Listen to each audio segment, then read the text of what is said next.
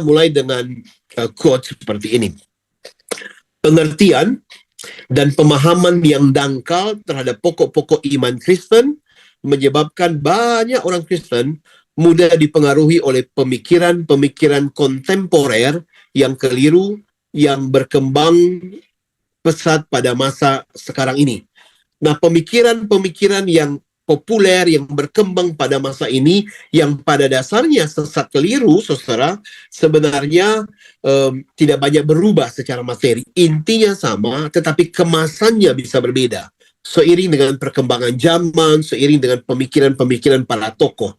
Oleh sebab itu, kita perlu untuk mengerti yang benar, tahu yang benar, supaya kemudian ketika pengajaran-pengajaran yang kelihatannya menarik, yang kontemporer itu kemudian padahal keliru, itu kita bisa peka. Itulah sebabnya kenapa sesi-sesi SMK 1, 2, 3 kita itu dirancang secara sistematis dan cukup lengkap, sekaligus memberikan saudara pemahaman-pemahaman paling mendasar. Kalau saudara ingat kenapa SMK 1, 2, 3 intensif ini dibuat, supaya setiap kita, para penata layan, yang sudah ambil bagian dalam pelayanan di gereja masing-masing, paling tidak punya dasar yang baik, Bapak Ibu Saudara, sehingga kemudian kita bisa menyaring, sekaligus kita bisa bersikap dengan benar di dalam pelayanan yang kita lakukan. Nah, oleh sebab itu, kita harus memulai dengan sebuah ketekatan hati, sama seperti apa yang dikatakan oleh Beth Moore. Beth Moore ini adalah seorang penginjil Amerika, seorang penulis, pengajar Alkitab yang baik, banyak buku-buku dan siaran medianya yang saudara bisa akses. Salah satunya dia berkata demikian, langkah raksasa dalam perjalanan iman kita adalah langkah yang kita ambil ketika kita memutuskan bahwa Tuhan bukan lagi hanya bagian dalam hidup kita, tetapi Tuhan adalah hidup kita, totalitas dari hidup kita. Kalau kita menyadari bahwa Tuhan terlibat dalam seluruh aspek kehidupan kita, maka kita akan belajar sungguh-sungguh dasar iman dengan baik, karena itu akan mempengaruhi di dalam seluruh aspek sikap, pemikiran, dan tindakan yang kita akan lakukan di dalam kehidupan kita. Dan saudara sudah mengambil langkah besar itu malam hari ini untuk terlibat bersama-sama di dalam SMK ini. Nah, memasuki sesi tentang Roh Kudus, maka saya memulai lagi dengan statement ini, Bapak Ibu Saudara. Menjalani kehidupan Kristen tanpa keterlibatan aktif Roh Kudus adalah sesuatu hal yang mustahil. Pekerjaan Roh Kudus itu lebih penting dan mendasar bagi kehidupan dan iman kita di masa kini. Bahkan lebih daripada apa yang pernah kita bayangkan. Hidup di tengah-tengah dunia yang penuh dengan pergumulan. Hidup di tengah-tengah dunia yang serba unpredictable.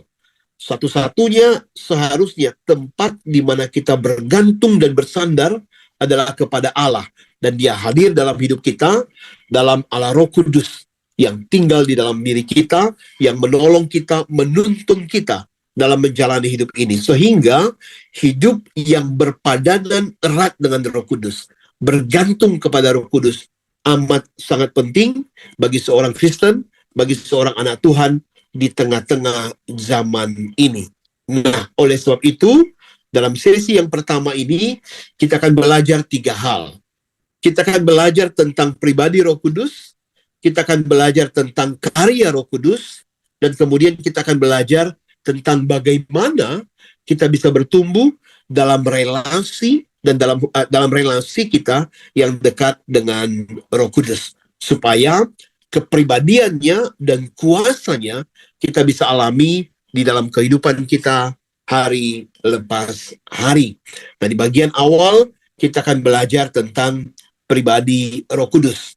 Dan ayat firman Tuhan yang menjadi dasar bagi kita di dalam belajar tentang pribadi Roh Kudus adalah Yohanes pasal yang ke-14 ayat 16 sampai 18. Yohanes pasal 14 ayat 16 sampai 18. Saya baca dan saudara bisa mengikuti di layar saudara. Aku akan meminta kepada Bapa, dan ia akan memberikan kepadamu seorang penolong yang lain, supaya ia menyertai kamu selama-lamanya, yaitu Roh kebenaran. Dunia tidak dapat menerima dia, sebab dunia tidak melihat dia dan tidak mengenal dia. Tetapi kamu mengenal dia, sebab ia menyertai kamu dan akan diam di dalam kamu. Aku tidak akan meninggalkan kamu sebagai yatim piatu. Aku datang kembali kepadamu. Tentu saja, kalimat yang sangat terkenal ini, saudara, dan saya tahu konteksnya. Ini adalah perkataan Tuhan Yesus kepada murid-muridnya sebelum dia naik ke surga. Dia meninggalkan mereka, tetapi itu hanya sesaat. Karena kepergiannya sekaligus menjadi awal hadirnya Roh Kudus di dalam diri murid-muridnya. Makanya di sana dikatakan, sebab ia akan menyertai kamu dan akan diam di dalam kamu. Ketika Yesus berkata ini, belum Roh Kudus turun. Tetapi kemudian kita tahu di dalam kitab Kisah Rasul, Roh Kudus turun di tengah-tengah mereka dan menjadikan mereka sebagai saksi-saksi Kristus yang memberitakan Injil ke seluruh dunia. Nah, kita orang-orang yang percaya, tentu saja ayat ini juga terjadi di dalam kehidupan kita. Nah, dari ayat ini, kita akan belajar 3 hal yang penting tentang Roh Kudus. Pelajaran pertama, saudara, dan kalau saudara membuka handout yang saya bagikan, maka isian saudara di bagian pertama ini adalah Roh Kudus adalah pribadi. Saudara mengisi kata pribadi di dalam handout itu. Nah, kebenaran pertama yang kita harus ingat adalah bahwa Roh Kudus itu bukan hanya sekedar kuasa.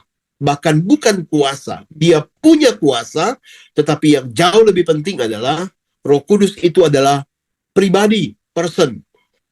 Di dalam bagian ayat ini, ada kata-kata yang menegaskan kesimpulan ini. Kita bisa lihat di sana dikatakan yang saya warnai warna merah dan tebalkan. Di sana dikatakan, Yesus berkata, aku akan memberikan kepadamu seorang penolong. Seorang. Kalau bicara seorang, berarti dia adalah pribadi. Ada kata penolong di sana, seorang penolong. Ya, Roh kebenaran. Saudara lihat di sana, Roh kebenaran. Dan ada banyak kata ganti di bawahnya. Dia. Dan kita tahu, kata dia adalah kata ganti orang, bukan benda. Kalau benda dipakai itu, ini, sesuatu, itu benda. Tetapi ini kata dia, menerima dia, melihat dia, mengenal dia. Dia menyertai kamu. Dan semuanya itu menunjukkan bahwa yang dijanjikan oleh Yesus Kristus itu, Roh Kudus itu adalah pribadi. Dia bukan sekedar kuasa, dia bukan kuasa, tetapi dia adalah pribadi. Jadi, kebenaran pertama yang saudara dan saya harus pegang adalah bahwa Roh Kudus itu adalah pribadi. Dan kalau kita lihat Alkitab secara keseluruhan, di sini ditegaskan, ya, nanti kita lihat kelanjutannya. Nah, saya kutip perkataan dari Tony Evans, seorang pengajar dan penulis buku yang cukup baik. Dia berkata demikian, salah satu kesalahan besar kita zaman ini, hari-hari ini adalah bahwa kita memahami Roh Kudus, dalam memahami Roh Kudus adalah kita melewatkan bahwa dia adalah pribadi yang nyata. Beberapa ayat yang dia kutip di sana menunjukkan bahwa karena Roh Kudus itu adalah pribadi, dia berpikir, dia berperasaan, dia berkehendak dalam 1 Korintus 12. Dia lanjutkan lagi, Evan melanjutkan, kita hanya mau berhubungan dengan Roh Kudus sebagai sumber tenaga atau ladang energi yang diagungkan daripada bertumbuh dalam hubungan pribadi kita dengannya. Ia, Roh Kudus, adalah pribadi yang harus dikenal, bukan sekedar kuasa untuk digunakan. Jadi, di dalam bagian ini, Tony Evans sekali lagi menegaskan kepada kita bahwa Roh Kudus itu adalah pribadi. Dan karena dia pribadi, maka dia harus dikenal.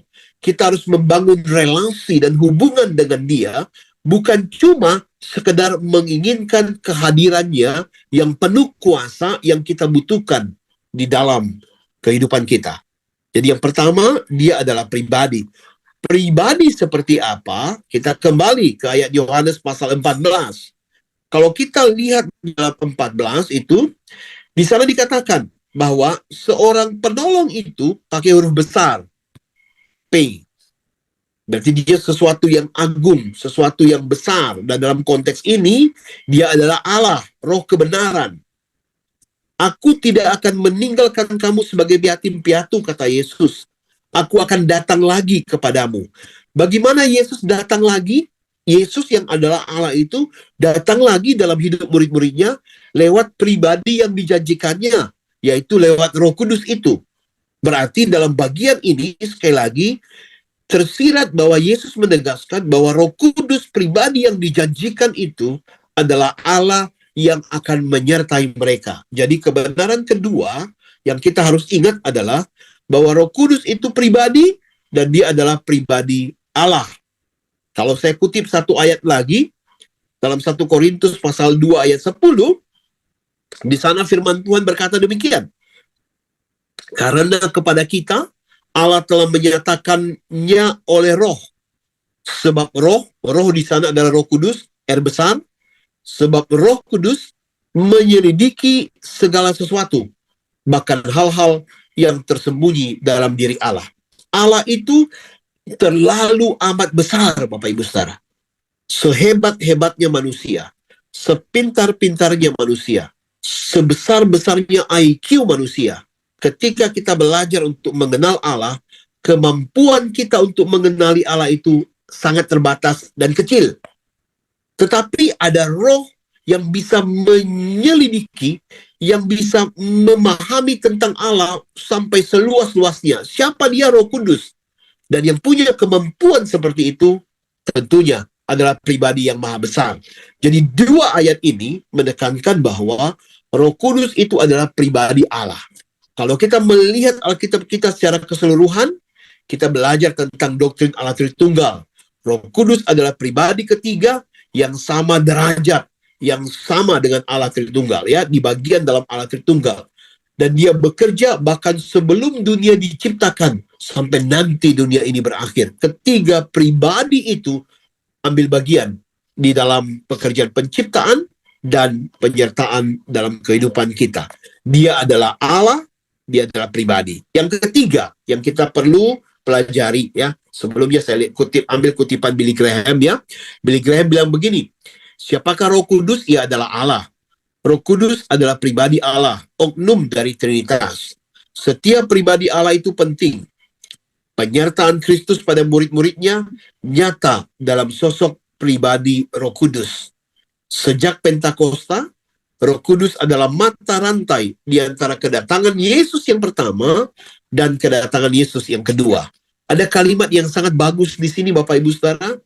Penyertaan Kristus, janji Kristus kepada murid-muridnya di masa lalu, bahwa dia akan terus menyertai mereka. Itu nyata lewat sosok pribadi Roh Kudus yang hadir sejak hari Pentakosta sampai hari ini di dalam kehidupan kita orang percaya. Jadi, kalau saya dan saudara adalah orang-orang yang sudah benar-benar lahir baru dan percaya kepada Yesus, Roh Kudus juga menyertai kita. Dia hadir dalam hidup kita. Dan Roh Kudus itu adalah Allah yang menciptakan dunia, yang menopang dunia ini, yang hadir di dalam kehidupan kita. Nah, hal itu ditegaskan Bapak Ibu Saudara juga dalam Yohanes pasal 14 itu, ya. Kebenaran ketiga yang kita harus ingat hari ini adalah bahwa Roh Kudus itu diam di dalam kita. Kita lihat ayatnya, ya.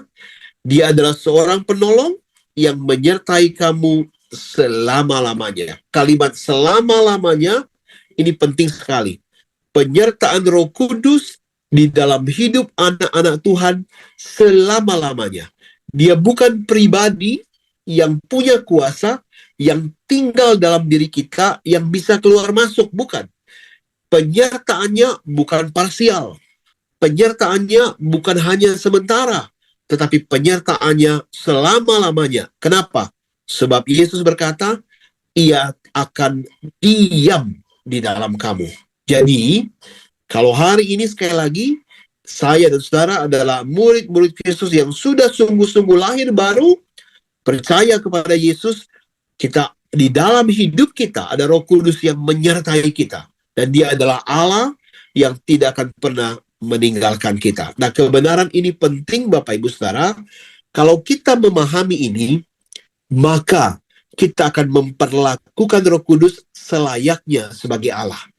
Kita akan berelasi dengan Dia, kita bersandar kepadanya, kita mengharapkan pertolongannya, dan kita juga hidup menyenangkan hatinya.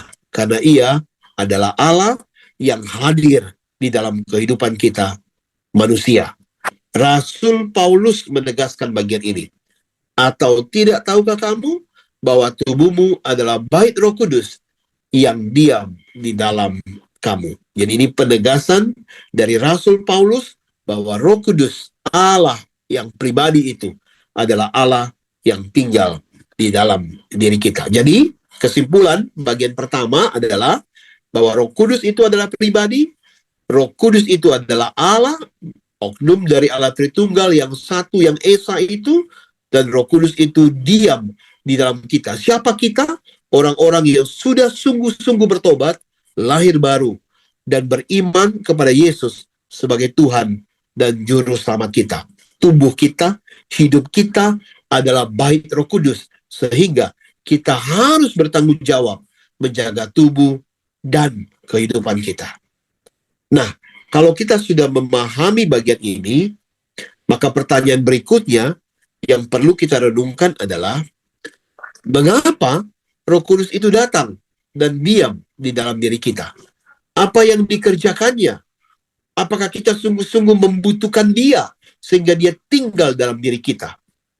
Apa yang Dia kerjakan dan apa karyanya di dalam kehidupan kita? Kalau kita memahami bagian yang kedua ini, maka kita akan hidup jauh lebih bertanggung jawab dan hidup benar, karena kita tahu Roh Allah itu, Roh Kudus itu hadir di dalam kehidupan kita. Itu akan membawa kita dalam bagian yang kedua dari sesi yang pertama ini, yaitu tentang karya Roh Kudus di dalam hidup orang-orang yang percaya kepada Tuhan. Nah, di dalam Alkitab kita, Bapak Ibu Saudara, ada banyak ayat-ayat yang bicara tentang karya Roh Kudus di dalam kehidupan kita. Kalau kita menggabungkan semua ayat-ayat itu dan mencoba mengelompokkannya, maka saya mencoba menggunakan pengelompokan yang dipakai atau yang ditulis oleh seorang yang bernama Schunemann di dalam buku yang sangat klasik. Buku ini buku yang sangat lama, judulnya Sungai Air Hidup. Nah, di dalam buku itu, Bapak Ibu Saudara, dia mencoba mengelompokkan tentang ayat-ayat yang bicara tentang karya Roh Kudus di dalam hidup manusia. Kita tidak bisa bilang bahwa pengelompokan ini paling benar. Tidak. Ada ahli-ahli yang lain yang mencoba mengelompokkannya secara sistematis. Tetapi paling tidak ini menjadi sebuah gambaran yang membuat kita bisa memahaminya dengan lebih clear, lebih jelas. Ya. Nah, saya menggunakan pengelompokan yang dia pakai, maka kita bisa kira-kira melihat bahwa Roh Kudus itu bekerja di dalam kehidupan kita, dan pekerjaannya itu ada yang sifatnya menerangi hidup kita, mengubah hidup kita. Dari hidup yang belum mengenal Tuhan, hidup yang gelap, hidup di dalam dosa, menjadi hidup yang baru, hidup di dalam terang, membawa kita keluar dari kegelapan dan memasuki hidup yang baru, ya, kira-kira begitu. Dan itu disebut dengan pekerjaan-pekerjaan Roh Kudus yang bersifat evangelistis, ya. Yang kedua, ada juga pengelompokan yang kita bicara atau kita sebut sebagai pekerjaan-pekerjaan Roh Kudus yang bersifat pedagogis. Pedagogis itu pekerjaan sehari-hari, dalam hidup sehari-hari. Dan kita bisa menyebutnya sebagai pekerjaan atau karya Roh Kudus yang bersifat memimpin kehidupan orang percaya. Dia memimpin, dia menuntun. Nanti kita akan lihat satu persatu perbedaannya. Ada juga pekerjaan-pekerjaan Roh Kudus yang bersifat karismatis. Karismatis di sini jangan dimaknai sebagai kelompok gereja karismatik. Bukan, bukan. Karismatis di sini bicara tentang karunia, karya, kemampuan. Apa yang Roh Kudus berikan di dalam diri anak-anak Tuhan yang percaya, di mana semua karunia itu harus kita gunakan untuk melayani Tuhan secara bertanggung jawab, secara maksimal, ya, bersifat karunia, karunia roh. Kemudian yang terakhir, ada pekerjaan-pekerjaan Roh Kudus yang bersifat organis, menghasilkan buah-buah, dan buah-buah itu nyata dalam hidup kita lewat perubahan sikap, perubahan perilaku. Yang tadinya pemarah, emosional, menjadi orang yang sabar. Yang tadinya kasar menjadi lemah lembut. Nah, itu bagian tentang karya-karya Roh Kudus yang bersifat organis. Dan sekaligus hal yang organis ini nanti yang kita akan bahas dalam sesi yang kedua. Ya. Nah, sekarang saya akan memberikan contoh kepada saudara supaya lebih bisa memahami tentang pengelompokan ini, ya. Dan ini hanya beberapa contoh, beberapa ayat Alkitab. Ada banyak ayat-ayat Alkitab lain lagi yang semuanya bicara tentang karya Roh Kudus di dalam kehidupan kita orang-orang percaya. Yang pertama, karya Roh Kudus yang bersifat evangelistis tadi. Contohnya, ada pekerjaan Roh Kudus yang menginsafkan kita akan dosa. Yang membuat kita sadar bahwa, oh, kita ini manusia yang penuh dosa. Sehingga kemudian kita mengaku dosa kita dan kita bertobat. Jadi ingat Bapak Ibu Saudara, pertobatan saya dan saudara pertama kali, waktu kita belum kenal Tuhan, lalu kemudian kita sadar kita berdosa, kita berbalik kepada Tuhan, itu bukan karena maunya kita. Itu bukan karena situasi, bukan. Itu pun adalah pekerjaan Roh Kudus di dalam diri kita. Kalau kita bisa sadar bahwa kita berdosa, itu adalah karya Roh Kudus. Kalau kita mau mengakui dosa kita dan berbalik kepada hidup yang baru, itu pun adalah karya Roh Kudus. Mempertobatkan kita, melahirbarukan kita. Ya, kita lihat beberapa ayat, saya ambil 2 ayat saja. Yohanes pasal 16, ayat 8 sampai 11. Di sana firman Tuhan berkata demikian, dan kalau ia, Roh Kudus datang, ia akan menginsafkan dunia akan dosa, kebenaran, dan penghakiman. Akan dosa, karena mereka tetap tidak percaya kepadanya, dan seterusnya, dan seterusnya. Jadi ayat ini jelas sekali, eksplisit sekali mengatakan bahwa Roh Kudus itulah yang menginsafkan orang-orang akan dosa. Jadi, sekali lagi, waktu saya dan saudara pertama-tama kali, entah 5 tahun lalu, 10 tahun lalu, 20 tahun lalu, waktu kita sadar bahwa kita orang berdosa, kita bertobat, kita lahir baru, itu adalah karya Roh Kudus. Bukan karena kemauan kita, bukan karena kesalehan kita, bukan karena sebuah situasi yang terjadi begitu saja. Bukan. Tetapi itu adalah karya Roh Kudus di dalam kehidupan kita. Ayat kedua, Yesus berkata, aku berkata kepadamu, sesungguhnya jika seorang tidak dilahirkan dari air dan roh, ia tidak dapat masuk ke dalam kerajaan Allah. Apa yang dilahirkan dari daging adalah daging, dan apa yang dilahirkan dari roh adalah roh. Ayat ini menegaskan bahwa proses lahir baru kita, pertobatan kita, dari hidup yang penuh dosa, menjadi hidup sebagai anak-anak Allah, itu pun adalah karya Roh Kudus di dalam kehidupan kita. Ya, jadi ini adalah contoh ayat-ayat tentang karya Roh Kudus yang bersifat evangelistis di dalam kehidupan kita. Terang, menerangi hidup kita.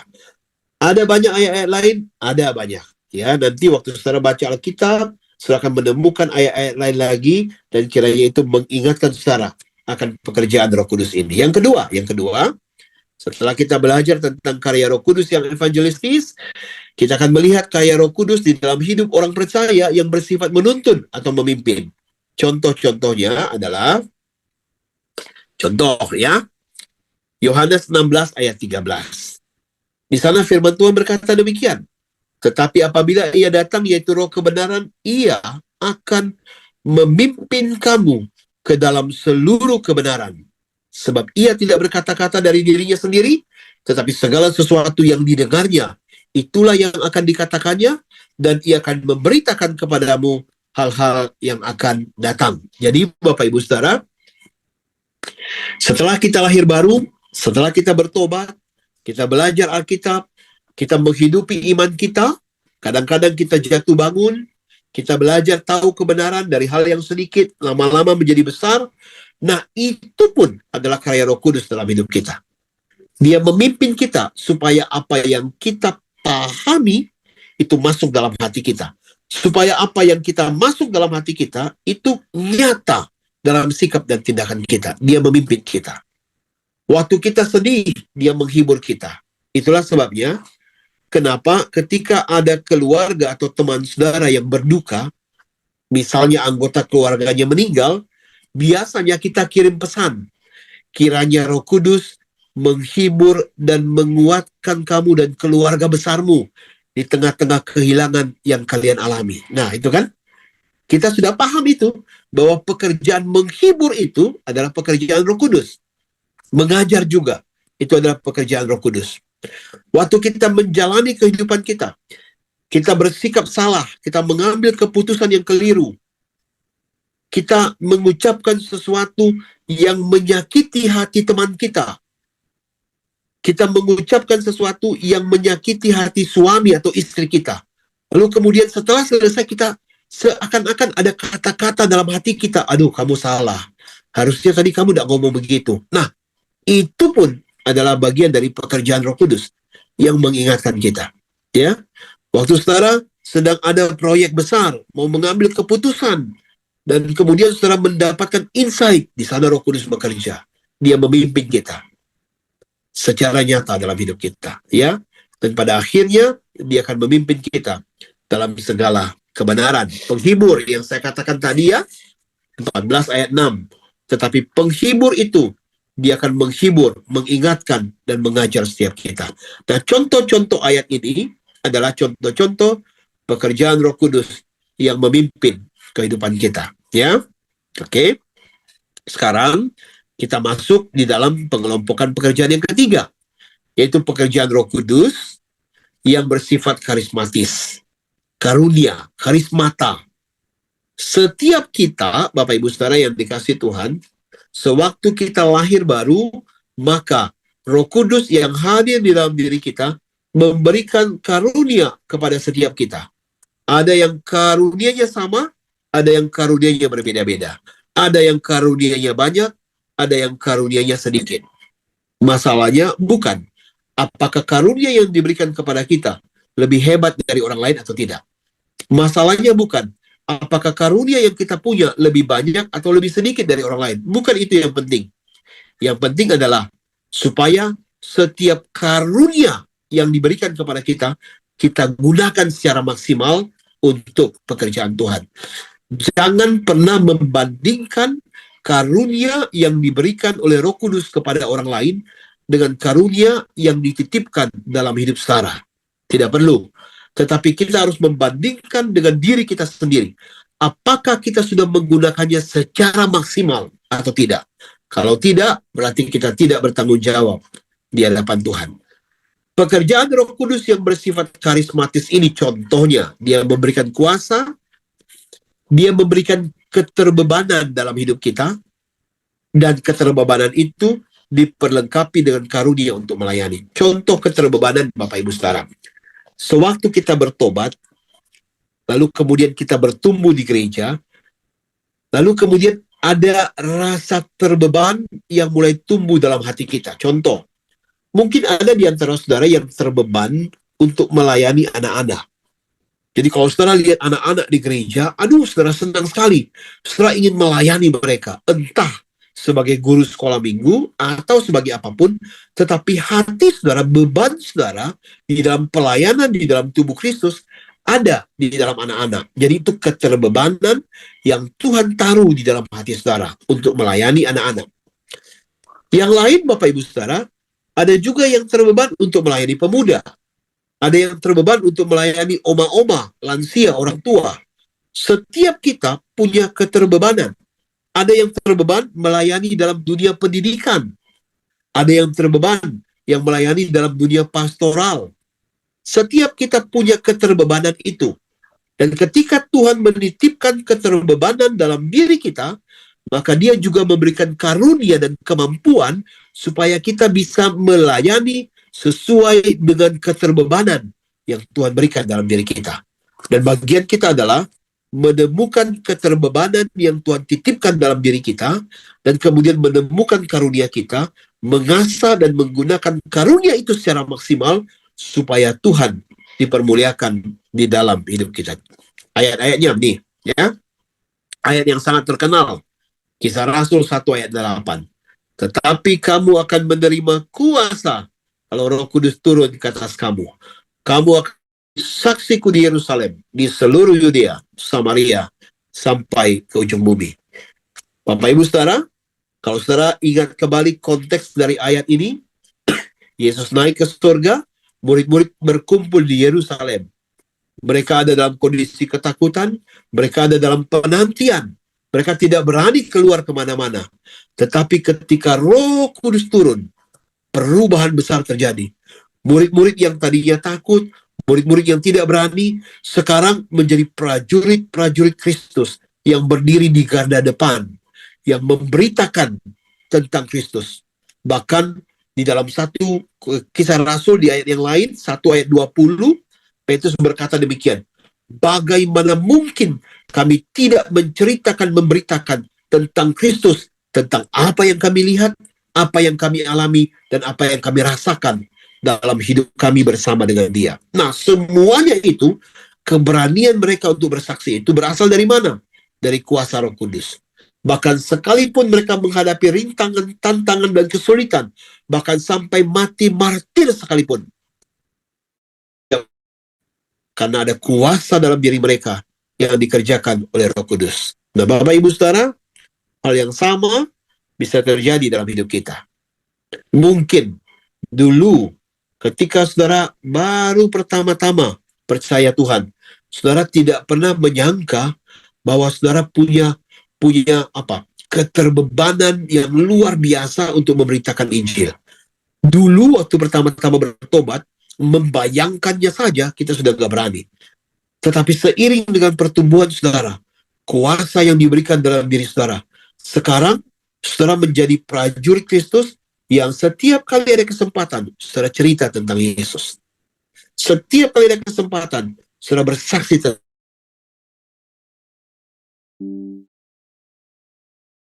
karena karya Roh Kudus yang penuh kuasa yang diberikan di dalam diri kita. Ya. 1 Korintus pasal 12 ayat 7 sampai 11. Firman Tuhan berkata demikian. Tetapi kepada tiap-tiap orang, lihat ini ya, saudara, kepada tiap-tiap orang, bukan kepada sebagian orang, bukan kepada sekelompok orang tertentu, bukan. Tetapi kepada tiap-tiap orang. Siapa yang dimaksud tiap-tiap orang di sini? Kalau kita lihat konteksnya, orang yang dimaksud adalah orang-orang yang sungguh-sungguh sudah bertobat, lahir baru, dan percaya kepada Yesus. Murid-murid Kristus. Dan orang-orang itu, kepada mereka dikaruniakan penyataan roh. Untuk apa? Untuk kepentingan yang sama. Sebab, kepada yang seorang, roh memberikan karunia ini, karunia itu, karunia ini. Kalau saudara baca ayatnya nanti secara lengkap. Dan semua karunia yang berbeda-beda itu diberikan untuk apa? Supaya kemudian Kristus dimuliakan. Tetapi semuanya ini dikerjakan oleh Roh yang satu dan yang sama, yang memberikan karunia kepada tiap-tiap orang secara khusus. Jadi, semua karunia yang kita punya diberikan oleh Roh Kudus ke dalam diri kita. Nah, Bapak Ibu Saudara, saya selalu bilang, dan ini keyakinan saya berdasarkan ayat ini, tidak ada satu anak Tuhan, orang Kristen, yang sudah sungguh-sungguh lahir baru, yang punya alasan yang valid untuk berkata bahwa saya tidak bisa melayani Tuhan. Kenapa? Karena ayat ini menegaskan bahwa kita yang sudah percaya Tuhan, Roh Kudus sudah memberikan karunia dalam diri kita. Masalahnya mungkin kita belum menemukan karunia kita belum menggunakannya, kita belum memaksimalkannya di dalam pelayanan. Tetapi kalau saudara sadar dengan ayat ini, maka saudara akan memikirkan karunia saudara. Bagaimana cara untuk menemukan karunia kita yang cocok dengan keterbebanan kita, dan bagaimana menggunakannya secara maksimal, itu ada di dalam sesi SMK 2. Sayangnya, kita tidak bahas di dalam SMK yang intensif ini. Tetapi kalau saudara pernah mengikutinya, coba buka bahan saudara lagi, atau di lain kesempatan, mungkin saudara bisa belajar bersama-sama bagaimana menemukan karunia rohani dan bagaimana mengembangkannya bagi pekerjaan Tuhan. Nah, kalau kita sudah melakukan itu, Bapak Ibu Saudara, maka setiap orang percaya yang ada di dalam gereja dipanggil untuk melayani. Dan kalau itu kita genapi, maka gereja itu akan bangkit, Bapak Ibu Saudara. Karena pelayanan tidak lagi terfokus kepada sekelompok kecil orang, tetapi pelayanan dilakukan oleh semua orang percaya dalam gereja. Dan kalau kita bergerak semua bersama-sama, maka gereja akan bertumbuh dengan luar biasa dan pekerjaan Tuhan akan besar di dalam dunia ini. Pertanyaannya, apakah saya dan saudara sudah menemukan karunia kita, mengembangkannya secara maksimal, dan menggunakannya sesuai dengan keterbebanan yang Tuhan titipkan dalam diri kita di dalam konteks komunitas umat Tuhan? Kalau belum, biarlah itu menjadi pergumulan saudara, kerinduan hati saudara, dan marilah kita boleh menemukan dan menggunakannya bersama-sama. Terakhir, Bapak Ibu Saudara, kita sudah belajar pekerjaan Roh Kudus yang bersifat menerangi, memimpin, memberikan karunia. Yang terakhir adalah pekerjaan Roh Kudus yang bersifat organis, yaitu yang nyata di dalam kehidupan kita lewat buah Roh Kudus. Ya, contohnya apa? Yang masuk dalam kategori ini adalah pekerjaan Roh Kudus yang memperbaharui hidup kita. Memperbaharui artinya apa? Hidup kita yang lama, yang buruk, sikap cara hidup yang jelek, itu sekarang berubah menjadi baru. Menumbuhkan, artinya apa? Ketika Roh Kudus tinggal dalam diri kita, ada karakter-karakter baru yang dibangkitkan. Ada sifat-sifat baru yang ditumbuhkan.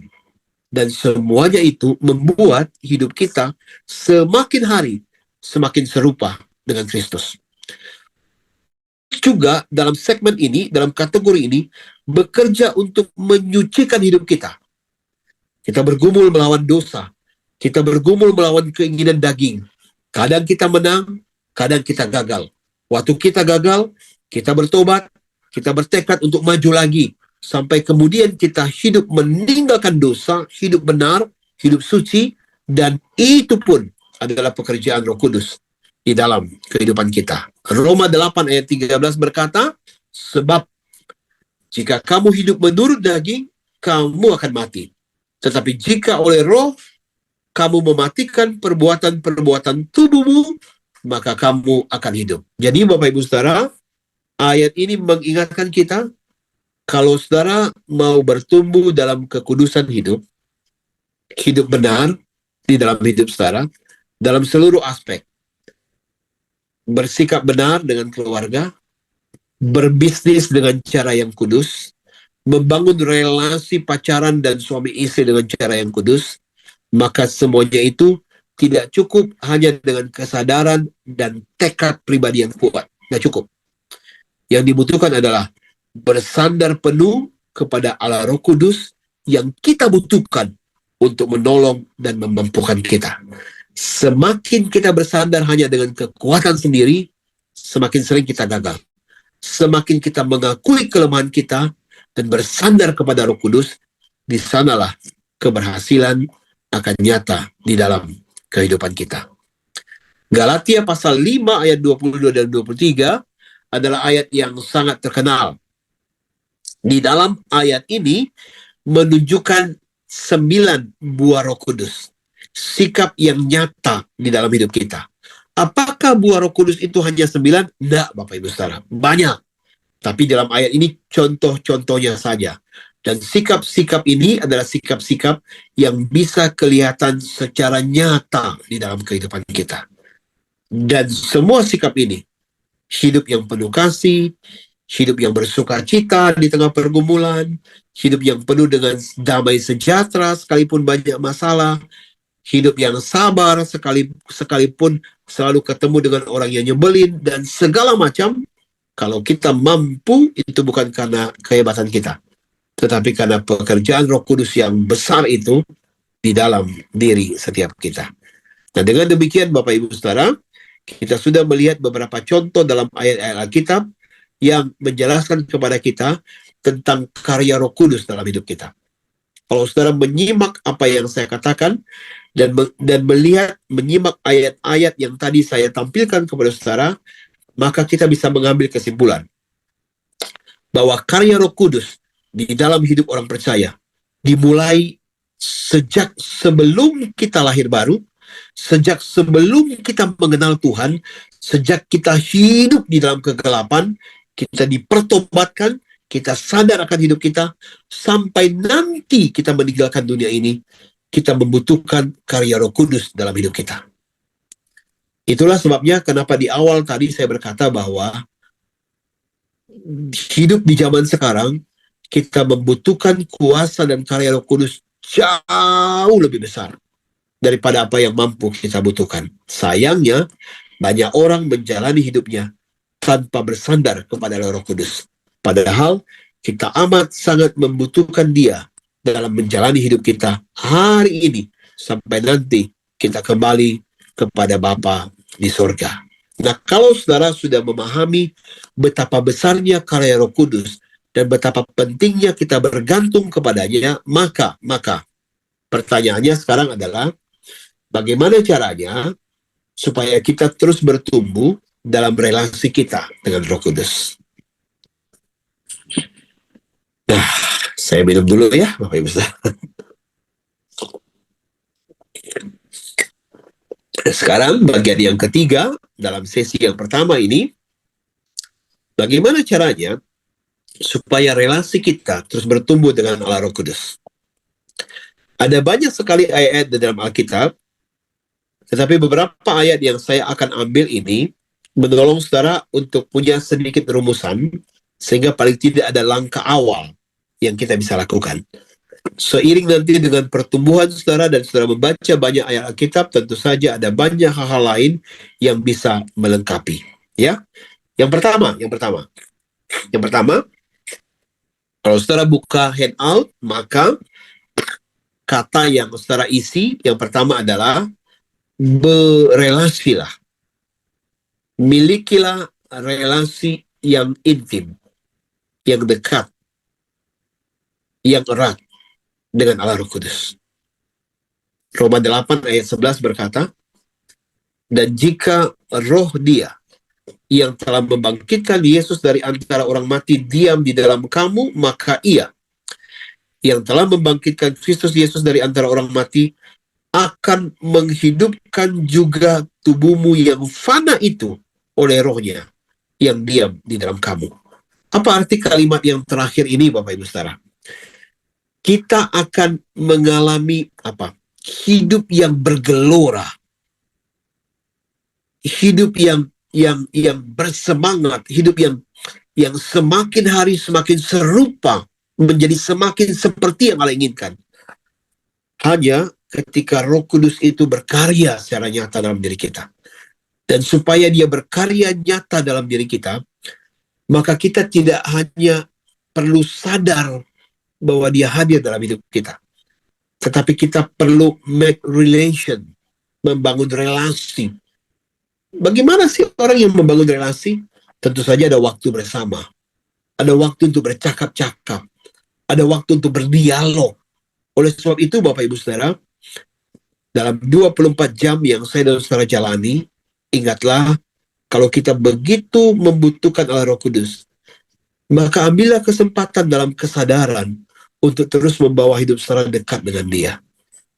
Bukan cuma ketika saudara hidupnya sudah susah banget, ketika masalah sudah begitu besar, saudara baru sadar, lalu minta pertolongan Allah. Tetapi sejak dari awal, setiap saat dalam hidup kita, kita perlu melibatkan Dia. Dalam keseharian kita, dalam studi, dalam pekerjaan, dalam pengambilan keputusan, dalam apapun, Selalu ingat untuk selalu connect dengan Tuhan. Berbicaralah dengan dia, serahkanlah pergumulan saudara kepada dia. Masihkah saudara mengawali hari saudara dengan semua aktivitas yang banyak sepanjang hari itu, dengan membawa semua agenda itu kepada Allah, kepada Roh Kudus setiap pagi? Meminta supaya dia menolong dan menyertai saudara. Kita perlu lakukan itu, Bapak Ibu Saudara. Kita perlu datang berserah kepada dia. Dan percayalah, tentu saja dia akan rindu dan senang melakukan itu. Dan dia akan terus menolong, menyertai kita. Yang kedua, bukan cuma membangun relasi yang intim dengan Allah Roh Kudus, tetapi kita perlu mengandalkan dia dalam hidup kita. Mengandalkan dia dalam setiap hal yang kita kerjakan. Waktu saudara melakukan aktivitas rutin, waktu saudara mau mengambil keputusan penting, waktu saudara menghadapi ujian, kesulitan, pencobaan, andalkanlah dia. Jangan hanya mengandalkan pengalaman, kemampuan, kepintaran, atau orang-orang lain yang saudara mungkin punya relasi dengan mereka. Tetapi yang utama, andalkanlah Allah. Serahkan seluruh pergumulanmu kepada dia, dan biarkan dia menolong saudara. Termasuk ketika saudara ingin bertumbuh dalam kekudusan hidup, mematikan keinginan daging, serahkanlah kepada Tuhan dan minta dia untuk menolong saudara. Andalkanlah dia. Kalau tadi berelasilah, yang kedua andalkanlah dia. Dan yang ketiga yang saya mau ajak saudara adalah percayalah pada konfirmasi Roh Kudus. Apa yang saya maksud dalam bagian ini, Bapak Ibu Saudara? Kalau kemudian kita sudah membawa setiap pergumulan kita, setiap keinginan kita, setiap apa yang kita lakukan dan kita memohon pertolongan dia, maka kalau dia menuntun kita, berbicara kepada kita, maka percayalah akan pimpinan itu. Kadang dia bisa berbicara kepada kita lewat pikiran kita. Dia bisa berbicara kepada kita lewat orang-orang yang dia hadirkan dalam hidup kita. Tentu saja bukan sembarang orang, tetapi orang-orang yang kita bisa tahu integritasnya, kita tahu kerohaniannya, dan Tuhan bisa pakai itu. Kadang-kadang Tuhan bisa berbicara kepada kita lewat situasi yang kita lihat. Apapun itu, Bapak Ibu Saudara, dia bisa bekerja. Dan kalau semuanya itu hal yang dia berdialog dengan kita, patokannya tentu saja sesuai dengan kebenaran firman Tuhan, maka yakinlah, bersandarlah kepada dia. Atau, kalau saudara kemudian dalam kehidupan ini berjuang melawan kedagingan saudara dan saudara jatuh, lalu kemudian dosa atau iblis mengintimidasi kita, Tuhan kamu jatuh lagi, Tuhan tidak mengasihi kamu, Tuhan akan menghukum kamu, ingatlah bahwa Roh Kudus yang tinggal di dalam diri kita akan menjaga dan melindungi kita. Seringkali ada dialog di dalam diri kita, enggak, Allah tetap mengasihi engkau, kembalilah kepada Tuhan. Nah, kalimat-kalimat itu bisa menjadi konfirmasi positif yang kita bisa pegang teguh untuk terus berelasi dengan Allah Roh Kudus. Nah, Bapak Ibu Saudara, saya juga ingin menampilkan ini kepada saudara. Ya, seorang penulis, seorang pengajar yang sangat baik, buku-bukunya sangat bagus dalam kerohanian, pertumbuhan kerohanian, bernama Dallas Willard, menyusun satu diagram. Dia berkata ini adalah segitiga emas pertumbuhan rohani supaya kita menjadi semakin serupa dengan Kristus. Tujuan hidup setiap orang percaya adalah supaya kita semakin serupa dengan gambar Allah, mengasihi, mengutamakan Kristus. Dan untuk menjadi seperti itu, kita membutuhkan karya Roh Kudus di dalam kehidupan kita. Di samping karya Roh Kudus, ada bagian tanggung jawab kita. Ada disiplin rohani yang kita harus lakukan. Dan ada pekerjaan Allah lewat peristiwa sehari-hari.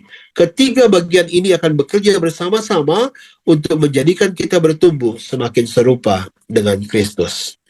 Karya Roh Kudus kita sudah bahas hampir 1 jam ini. Disiplin rohani saya akan bahas sekilas, demikian juga dengan peristiwa hidup sehari-hari. Supaya saudara tahu gambaran lengkap dari proses kita menjadi semakin serupa dengan Kristus. Yang pertama tadi, karya Roh Kudus yang kita sudah bahas dalam hampir 1 jam ini. Yang kedua adalah disiplin rohani. Dan disiplin rohani di dalam Alkitab banyak sekali, Bapak Ibu Saudara, termasuk saat teduh, berdoa, baca Alkitab secara rutin, hadir dalam persekutuan di gereja, bersaksi, menceritakan tentang Kristus, berpuasa, dan lain-lain. Semuanya itu adalah disiplin rohani yang kita butuhkan untuk menolong kita terus bertumbuh di dalam kerohanian kita. Kemudian di dalam kehidupan sehari-hari, saudara pasti ingat ayat ini. Roma 8 ayat 28 dan 29 ayat yang sangat terkenal. Dan ayat ini mengatakan kepada kita bahwa Allah itu turut bekerja dalam segala sesuatu untuk mendatangkan kebaikan bagi orang-orang yang mengasihi Dia. Dan seringkali ayat ini menjadi ayat favorit kita. Kalau ada teman kita yang sedang mengalami kesulitan, kalau ada anggota keluarga kita yang sedang gagal, kita suka kutip ayat ini. Kita suka bilang, jangan sedih, jangan putus asa. Ingat, Allah turut bekerja dalam segala sesuatu untuk mendatangkan kebaikan bagimu. Ayat itu betul Bapak Ibu Saudara, tetapi jangan lupa ayat 29. Ketika Allah bekerja dalam hidup kita untuk mendatangkan kebahagiaan, tujuan akhirnya adalah supaya kita semakin serupa dengan Kristus. Supaya kita hidup semakin serupa dengan Kristus. Dan Allah bekerja lewat setiap peristiwa di dalam kehidupan kita. Hal-hal yang menyenangkan dan juga hal-hal yang tidak menyenangkan. Charles Riggs berkata demikian, Allah menggunakan peristiwa dan tantangan hidup sehari-hari untuk membentuk kita menjadi serupa dengan putranya. Hasil akhir ini meneguhkan kemampuan Allah dalam berkarya dalam segala sesuatu untuk mendatangkan kebaikan demi kemuliaannya. Jadi, setiap keberhasilan yang saudara raih, setiap kegagalan juga, setiap sukacita, bahkan penderitaan, pencobaan, dan apapun itu, Tuhan bisa bekerja di dalamnya untuk membentuk kita semakin serupa dengan Kristus. Itulah makna segitiga tadi, ya, bahwa Allah bekerja lewat peristiwa sehari-hari di dalam hidup kita. Tetapi bukan cuma itu. Dia juga mau supaya dalam hidup ini kita bertumbuh. Hidup kita menjadi semakin hari semakin baik, semakin rohani, semakin dewasa. Dan itu ditandai dengan perubahan sifat, karakter, dan perilaku. Dan ketika hidup kita berubah menjadi semakin baik, maka hidup kita pun akan menjadi berkat bagi banyak orang. Dan tentu saja ini menjadi kerinduan setiap kita. Saya ingat, Bapak Ibu Saudara, ada sebuah buku yang ditulis oleh Max Lucado. Dia berkata demikian, Tuhan itu memang mengasihi kita apa adanya. Sewaktu kita masih berdosa, Dia menyelamatkan kita, Dia menebus kita dengan karya Yesus di kayu salib, dan Dia menjadikan kita sebagai anak-anaknya. Tetapi, sekalipun Allah mengasihi kita apa adanya, Dia tidak mau kita hidup seadanya bagi Dia. Sekali lagi, Allah mengasihi kita apa adanya, tetapi Dia tidak mau kita hidup seadanya bagi Dia. Dia mau supaya kita bertumbuh menjadi semakin hari semakin serupa dengan Kristus. Bertumbuh dalam iman, bertumbuh dalam pengharapan, bertumbuh dalam pelayanan, bertumbuh di dalam karakter. Oleh sebab itu, pertumbuhan itu akan nyata lewat buah yang dikerjakan oleh Roh Kudus di dalam kehidupan kita. Galatia pasal 5, 22, 23, buah roh ialah kasih, sukacita, damai sejahtera, kesabaran, kemurahan, kebaikan, kesetiaan, kelemah lembutan, penguasaan diri. Tidak ada hukum yang menentang hal itu. Ini 9, tetapi seperti yang saya bilang tadi, buah Roh Kudus tidak bisa dibatasi dalam hidup kita. Bukan cuma 9 ini. Ada banyak hal-hal lain yang Allah bisa kerjakan dalam hidup kita ketika Roh Kudus berkarya di dalam hidup kita. Seberapa luas, seberapa lebar, cuma Tuhan yang tahu batasannya. Tetapi bagian kita adalah menjalaninya dengan sukacita dan hidup menyenangkan hati Tuhan. Yang pertama, kasih. Kalau lihat konteksnya, pasti saudara berkali-kali sudah tahu ya, pernah dengar ini ya. Di dalam konteks orang-orang Yunani atau budaya Yunani, kasih itu bisa digambarkan bermacam-macam. Ada kasih, orang bilang kasih eros, itu kasih yang nyata dalam relasi antara suami dengan istri, ya, kasih birahi pria wanita. Ada yang disebut dengan kasih filia, kasih persaudaraan yang tampak nyata dalam relasi, misalnya antara kakak adik, saudara, sahabat, dan lain-lain. Ada yang disebut dengan kasih sorga, kasih antara orang tua dengan anak. Tetapi juga ada di dalam Alkitab seringkali penggambaran kasih itu kepada kasih yang lebih pure, kasih yang lebih sejati, kasih yang tidak bersyarat, kasih tanpa pamrih, kasih yang ditunjukkan oleh Allah kepada kita, kasih dari Yesus yang berkorban mati bagi kita, dan kasih yang dia mau tumbuh dalam hidup kita, dalam relasi kita dengan orang lain. Nah, kasih itulah yang kita harus terus tumbuhkan. Dan kasih yang sejati ini, kasih agape ini, ingat, adalah buah Roh Kudus di dalam hidup kita, ya. Nah, bagaimana prinsip untuk mengembangkan dan mewujudkan kasih agape itu? Ada beberapa hal. Yang pertama, kalau saudara buka handout, maka yang saudara isi adalah kata mengasihi. Yang pertama, mengasihi sesama seperti cara Tuhan mengasihi kita. Jadi, teladan bagi kita untuk mengasihi orang lain adalah seperti Kristus mengasihi kita. Itulah sebabnya dalam Yohanes pasal 13:34, firman Tuhan berkata, Aku memberikan perintah baru kepada kamu, yaitu supaya kamu saling mengasihi, sama seperti aku telah mengasihi kamu. Jadi, lihat ya, saudara, kita diminta untuk mengasihi orang lain seperti Kristus sudah mengasihi kita. Masalahnya begini, Kristus mengasihi kita itu dengan kasih yang luar biasa. Bagaimana mungkin kita bisa mengasihi orang lain seperti Kristus mengasihi kita? Kasih tanpa pamrih, kasih yang berkorban. Rasanya nggak mungkin. Tetapi kalau kalau tidak mungkin, bagaimana bisa Yesus meminta murid-muridnya untuk bersikap seperti itu? Pasti bisa. Cuma masalahnya, itu sebuah proses yang tidak mudah. Nah, justru karena tidak mudah, maka itulah sebabnya kenapa itu karya Roh Kudus dalam diri kita. Yang memampukan kita untuk mengasihi seperti Kristus mengasihi, bukan karena kesalehan kita, bukan karena kemauan kita, tetapi hanya karena karya Roh Kudus yang luar biasa, yang kadang-kadang kita tidak mampu pahami dalam hidup kita. Dan itu adalah pekerjaan Allah yang besar di dalam diri kita. Yang kedua, apa yang kita bisa kembangkan? Mengasihi sesama seperti mengasihi diri sendiri, atau jangan egois. Itulah sebabnya ada perintah, kasihlah Tuhan Allahmu dengan segenap hatimu, dengan segenap jiwamu, dengan segenap kekuatanmu, dengan segenap akal berimu. Segenap, totalitas, 100%. Lalu dilanjutkan kan? Dan hukum yang sama dengan itu adalah kasihi sesamamu manusia seperti dirimu sendiri. Saudara lihat kalimatnya, kasihilah sesamamu manusia seperti dirimu sendiri. Kita hanya bisa mengasihi sesama kita manusia dengan benar kalau kita bisa mengasihi diri kita dengan benar. Kalau kita tidak bisa mengasihi diri kita, maka sulit mengasihi orang lain.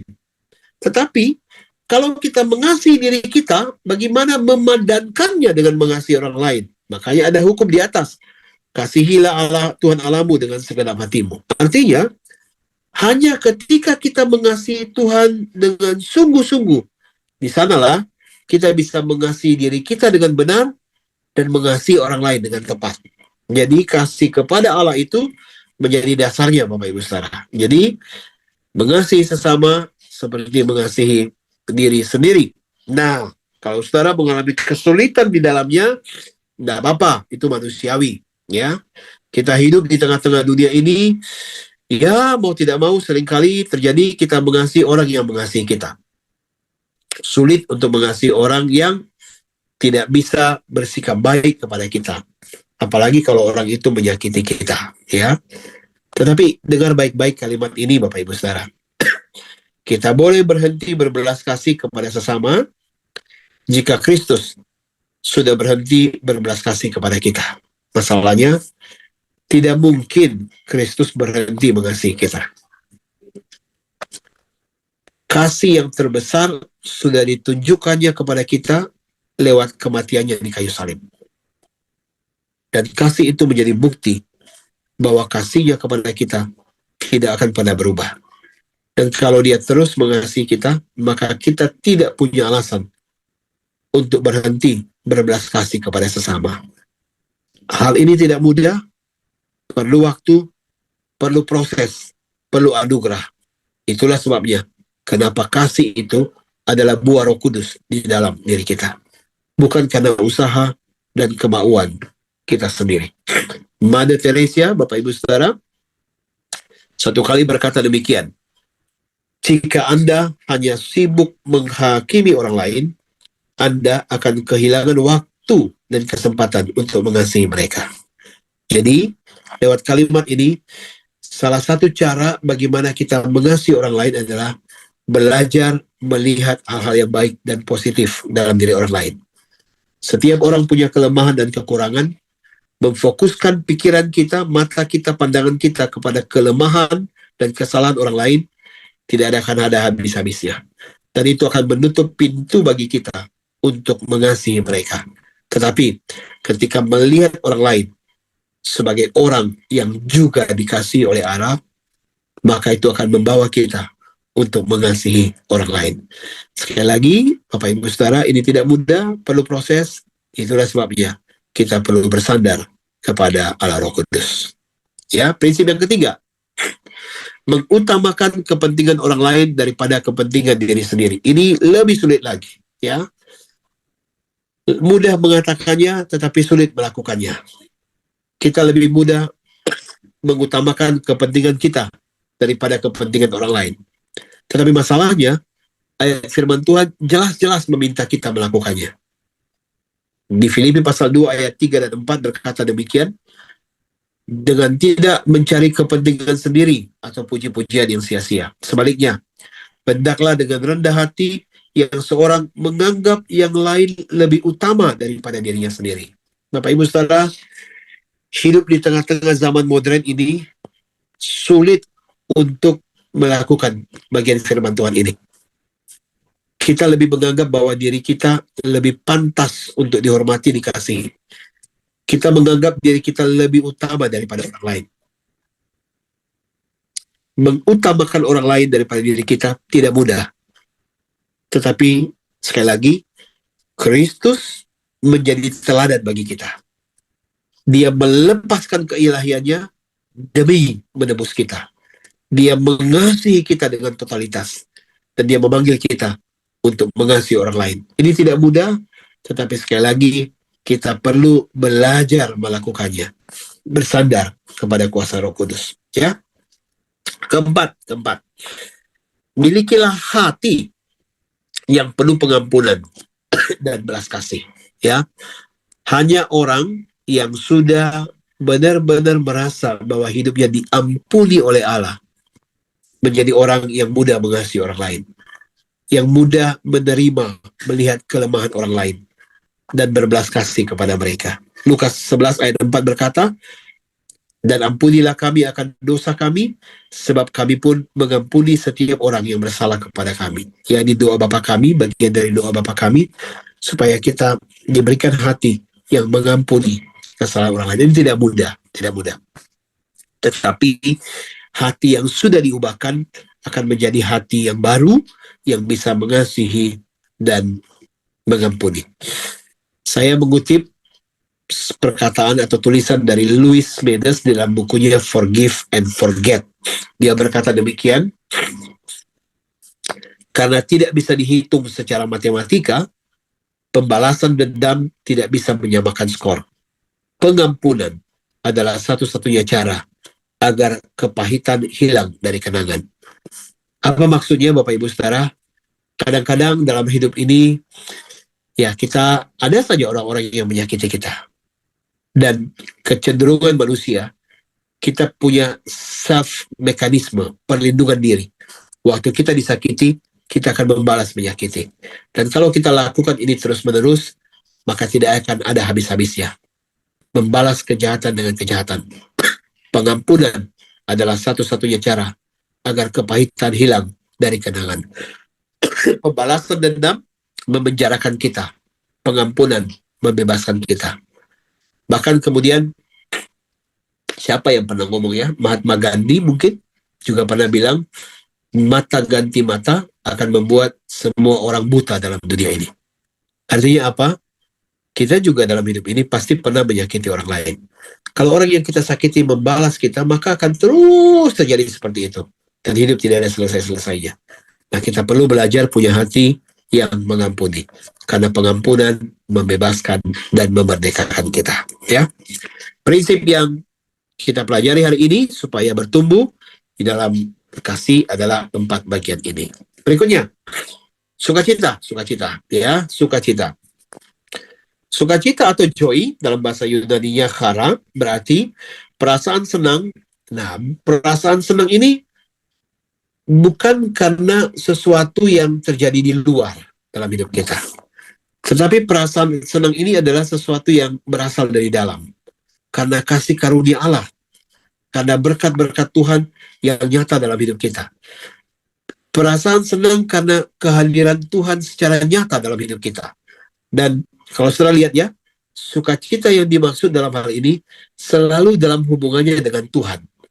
Bukan sukacita rasa senang karena sesuatu yang berhasil kita raih di dalam hidup ini. Bukan karena kita berhasil, karena kita mendapatkan hadiah dan lain-lain, bukan. Tetapi sukacita yang sejati yang dimaksud dalam hal ini adalah sukacita yang selalu berhubungan dengan Tuhan, dengan Allah. Sewaktu dia hadir dalam hidup kita, sewaktu berkatnya nyata dalam hidup kita, sewaktu janjinya diberikan, sewaktu penyertaannya nyata, semuanya kehadiran Allah dalam hidup kita. Jadi sukacita yang sejati hanya kita dapatkan dalam relasi kita dengan Tuhan. Orang yang tidak punya Tuhan tidak bisa mengalami sukacita yang sejati. Dan sukacita merupakan karakter yang Tuhan mau nyata di dalam kehidupan kita. Jadi sukacita di sini bukan karena memperoleh hadiah, bukan karena keberhasilan, tetapi sukacita karena kita punya Tuhan di dalam kehidupan kita. Sukacita muncul bukan karena tidak adanya rasa sakit, melainkan karena kita sadar Allah memakai rasa sakit itu untuk memurnikan dan menjadikan kita lebih baik, bukan lebih pahit. Artinya apa Bapak Ibu Saudara? Sukacita yang sejati itu seringkali tidak tergantung dengan keadaan yang terjadi dalam hidup kita. Kita tetap bisa bersukacita bahkan di tengah-tengah kesulitan dan pergumulan hidup. Karena kita punya Allah. Kita tetap bisa bersukacita di tengah-tengah kerugian besar yang kita alami dalam usaha kita. Karena kita tahu bahwa sekalipun kita rugi, itu bukan akhir dari segala-galanya. Kita masih punya Tuhan. Jadi, asal kita punya Tuhan, maka kita bisa mengalami sukacita yang sejati. 3, damai sejahtera. Damai sejahtera atau peace berarti ketenangan hati, ketenangan pikiran, dan sekali lagi, ketenangan dalam hal ini juga selalu berhubungan dengan Tuhan. Rasa tenang yang kita dapatkan karena kita sadar ada Tuhan yang hadir dalam hidup kita. Damai sejahtera atau peace dalam hal ini Bapak Ibu Saudara beda dengan ketenangan yang dicari oleh orang-orang dunia, misalnya lewat semedi, lewat apa tuh? Lewat puasa, mengasingkan diri, lewat healing ke puncak dan segala macam. Bukan itu damai sejahtera yang dimaksud. Tapi damai sejahtera yang dimaksud adalah ketika kita menemukan tempat untuk berteduh di dalam Tuhan. Ketika kita sedang galau, kita sedang ada dalam pergumulan yang berat, tetapi kita menemukan Tuhan tempat di mana kita bersandar, dan di sana kita menemukan damai sejahtera. Jadi sekali lagi, damai sejahtera dalam bagian ini yang dikerjakan oleh Roh Kudus juga adalah damai dalam relasi kita dengan Tuhan. Ya, damai sejahtera ini adalah pemberian istimewa dari Tuhan Yesus kepada setiap orang yang sungguh-sungguh percaya kepadanya. Damai sejahtera bukan berarti kita bebas dari masalah dan kesulitan hidup, bukan. Tetapi damai sejahtera yang dikerjakan oleh Roh Kudus ini membuat kita tetap bisa tenang sekalipun kita menghadapi pergumulan dan masalah di dalam hidup ini. Karena kita punya Tuhan, ya. Nah, Bapak Gereja Agustinus berkata, Allah telah menciptakan kita baginya, dan hati manusia baru akan mengalami damai saat kita berada di dalam Tuhan. Artinya apa Bapak Ibu Saudara? Orang bisa berusaha mencari damai dan tenang di dalam dunia ini dengan segala hal yang ditawarkan oleh dunia. Tetapi damai yang sejati hanya didapatkan di dalam Tuhan. Artinya apa? Kalau kita tidak punya Tuhan, kalau kita tidak punya hubungan dengan Tuhan, maka kita tidak akan pernah mengalami damai yang sejati. Saudara mungkin punya uang, Saudara bisa mencari damai, pergi ke hotel mewah, di tempat-tempat yang mahal di Bali, di Ubud, dan di segala macam. Tempat yang ketika saudara bangun pagi, saudara melihat pegunungan yang membuat saudara merasa damai. Tetapi bisa jadi, itu bukan damai yang sejati. Mungkin saudara merasa damai dan tenang sesaat. Ketika saudara berangkat meninggalkan Bali, kembali ke Jakarta, kembali kekhawatiran, kegelisahan datang menghantui saudara. Jadi itu hanya damai yang sementara. Tetapi damai yang sejati kita dapatkan waktu kita bersandar di dalam Tuhan, bersandar kepada janjinya, yakin akan penyertaannya, dan di sanalah kita bisa menemukan damai yang sejati. Keempat, kesabaran. Kesabaran atau long suffering adalah artinya panjang sabar, tabah, mampu menahan nafsu, atau tidak mudah putus asa. Nah, kesabaran ini adalah kesabaran yang sejati. Saudara-saudara, kalau saya nggak salah nih ya, kalau saudara ada yang mengerti bahasa Mandarin, aksara Mandarin, konon di dalam bahasa Mandarin kata sabar itu digambarkan dengan dua kata, dua gambaran. Itu gambaran seperti hati yang di atasnya ada pisau gitu loh. Sabar. Dan itu kata makna kesabaran.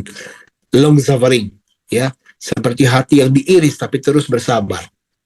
Nah, itu dari mana? Yaitu pasti dari karya Allah Roh Kudus dalam hidup kita, ya. Kesabaran adalah dapat menahan diri dari amarah atau perasaan dendam terhadap perlakuan yang tidak benar dan tidak adil dari seseorang. Nah, ini tidak mudah ya, saudara. Kalau kita bisa bertahan, itu pun adalah karya Roh Kudus di dalam diri kita. Sabarlah kamu seorang terhadap yang lain. Demikian kata Kolose. Ya, kesabaran artinya adalah tekun dan tabah dalam menanggung kesesakan, kejengkelan, tekanan dari seorang. Ya, ini pun sekali lagi, kadang-kadang kita bisa sabar, tetapi kesabaran yang sejati, ketenangan yang sejati hanya berasal dari karya Roh Kudus dalam hidup kita, ya. Kesabaran adalah tahan menderita, tidak lekas marah, tidak lekas putus asa, ya, di tengah-tengah pergumulan hidup. Dan sekali lagi, kesabaran yang seperti ini pun adalah karya Roh Kudus di dalam kehidupan kita. Kesabaran adalah bersikap dan tidak terburu dengan keputusan, ya. Kalau kita bisa lebih tenang, lebih sabar, dulu mungkin orangnya emosional, cepat responsif, tapi sekarang jauh lebih tenang, jauh lebih sabar dalam pengambilan keputusan.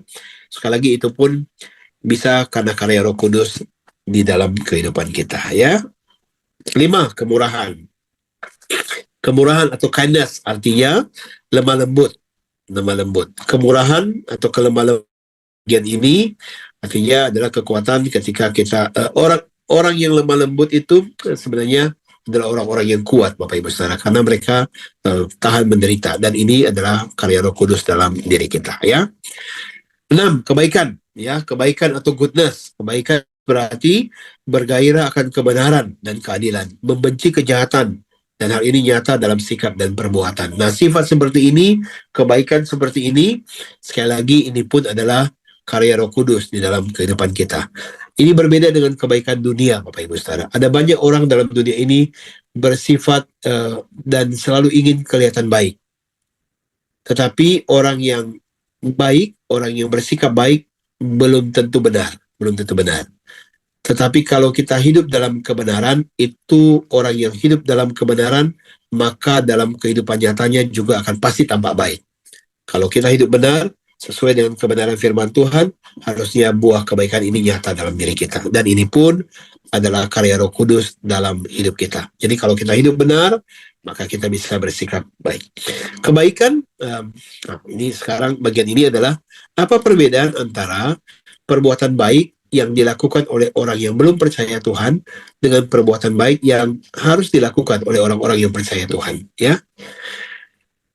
Kebaikan yang dilakukan oleh orang-orang atau orang Kristen yang percaya Tuhan adalah tanda syukur sebagai orang-orang yang sudah diselamatkan. Jadi kita berbuat baik karena kita bersyukur Allah sudah menyelamatkan kita. Sementara di luar sana, orang-orang yang belum kenal Tuhan, mereka berlomba-lomba berbuat baik untuk menumpuk pahala, mencari keselamatan. Semoga, mudah-mudahan, insya Allah, nanti waktu meninggalkan dunia ini, maka kemudian kebaikannya ditimbang. Kalau lebih banyak masuk surga, kalau kurang balik ke dunia. Bukan seperti itu ya. Bagi kita orang percaya, kita berbuat baik bukan supaya kita diselamatkan, tetapi kita berbuat baik karena kita adalah orang-orang yang sudah menerima anugerah keselamatan dari Tuhan. Perbuatan baik orang-orang Kristen semata-mata hanya untuk memuliakan Tuhan, bukan untuk mencari keuntungan diri sendiri. Ya, waktu kita berbuat baik, kita hidup benar, kita mau supaya hidup kita memuliakan Tuhan, bukan supaya orang melihat kita baik dan benar ya. Mengasihi orang lain seperti diri kita sendiri, itu adalah panggilan dari firman Tuhan. Bukan mengasihi orang lain supaya kita mendapatkan imbalan, bukan. Kita mau mengasihi karena itu adalah panggilan Tuhan dalam hidup kita. 7, kesetiaan ya. Kesetiaan berarti hati yang teguh dan kokoh terhadap orang yang telah dipersatukan dengan kita oleh janji, komitmen, dan kejujuran. Ini bicara tentang kesetiaan dalam relasi ya, kesetiaan. Nah, di tengah-tengah dunia saat ini orang yang gampang sekali bersifat pragmatis, berubah-berubah, tidak setia, Bapak Ibu Saudara, maka dibutuhkan kesetiaan yang sejati. Kesetiaan kita sebagai umat Tuhan itu nyata lewat kesetiaan kita kepada iman kita kepada Tuhan, kesetiaan kita kepada gereja, kesetiaan kita kepada keluarga, dan kesetiaan kita di dalam pelayanan. Semua kesetiaan ini juga adalah karya Roh Kudus di dalam kehidupan kita. 8, kelemah lembutan. Kelemah lembutan memiliki beberapa pengertian di dalam Alkitab kita ya. Ada beberapa ayat yang kalau kita pahami, maka kelemah lembutan di sana berarti bersedia untuk menerima pandangan orang lain. Kelemah lembutan bisa berarti rela menanggung proses dari Tuhan ketika Tuhan sedang mendidik dan membentuk kita. Kelemah lembutan bisa berarti tidak membalas dendam, ya, baik dalam pikiran maupun tindakan, seperti yang dikatakan oleh Amsal. Kelemah lembutan bisa berarti tidak melawan ketika kita diejek. Kita belajar untuk menyerahkannya kepada Tuhan sebagai pembela dan penolong kita. Kelemah lembutan berarti tidak kerelaan untuk menanggung ketidakadilan demi imannya kepada Kristus. Ada orang-orang, Bapak Ibu Saudara, di daerah-daerah tertentu karena imannya kepada Tuhan diperlakukan tidak adil, tidak bisa beribadah sebebas kita, ya. Semuanya itu kemudian ketika disikapi dengan benar, dengan lemah lembut, itu pun bukan karena kehebatan kita, bukan karena kemampuan kita, tetapi karena karya Roh Kudus di dalam hidup kita. Terakhir, Bapak Ibu Saudara, penguasaan diri. Penguasaan diri atau self-control berarti menguasai keinginan dan nafsu diri sendiri. Nah, keinginan ini penting untuk dikendalikan, Bapak Ibu Saudara. Kalau saudara belajar tentang pencobaan, seringkali pencobaan itu bisa datang dari luar, bisa datang dari dalam diri kita. Pencobaan-pencobaan dari kedagingan kita, atau pencobaan-pencobaan dari luar. Nah, setiap pencobaan yang tidak kita atasi dengan baik bisa membawa kita jatuh dalam dosa. Tetapi ketika kita sadar akan pencobaan yang datang, dan itu biasanya selalu berelasi dengan keinginan-keinginan yang sudah ada dalam diri kita. Oleh sebab itu, kita harus mengelola keinginan itu, menguasainya sedemikian rupa, sehingga kemudian tidak membawa kita jatuh di dalam pencobaan. Dan untuk itu, dibutuhkan penguasaan diri. Ya. Dalam konsep sederhana, kata penguasaan diri memiliki beberapa makna. Penguasaan diri bisa berarti dapat mengendalikan diri atau menjauhkan diri dari dosa. Penguasaan diri juga bisa berarti tidak menuruti keinginan daging. Penguasaan diri juga bisa berarti mengontrol segala hal di dalam pikiran kita. Bukan cuma dalam keinginan di hati, tetapi juga di dalam pikiran kita. Nah, sekali lagi, pengendalian diri ini dibutuhkan di tengah-tengah dunia yang bergerak begitu cepat dengan segala macam godaan yang kita bisa alami setiap hari di dalam kehidupan kita. Sekarang Bapak Ibu Saudara, dengan melihat semua buah roh itu dan semuanya itu adalah hal-hal yang baik yang kita membutuhkan Roh Kudus bekerja dalam hidup kita. Pertanyaannya sekarang adalah bagaimana kita dapat memiliki, mengalami, dan melakukan semuanya itu. Nah, untuk bagian ini, sekali lagi, saya mengulang di bagian yang pertama dari sesi yang pertama tadi, bagian terakhir, bagian ketiganya, tentang bagaimana kita bertumbuh dalam Roh Kudus, dalam relasi dengan Roh Kudus. Hal yang sama juga dalam bagian ini. Bagaimana kita memiliki, mengalami, dan hidup dalam buah roh, sama, jawabannya sama.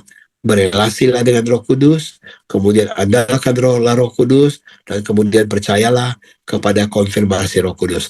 Dan jalani hidup ini sekali lagi dengan selalu bersandar kepada Roh Kudus. Saya menutup sesi ini dengan kalimat yang sama tadi ketika saya membuka sesi pertama, menutup sesi yang pertama, dan sekarang menutup sesi yang kedua dengan kalimat yang sama. Menjalani kehidupan Kristen kita tanpa keterlibatan aktif Roh Kudus adalah hal yang mustahil. Pekerjaan Roh Kudus lebih penting dan mendasar bagi kehidupan dan iman kita lebih daripada apa yang pernah kita bayangkan.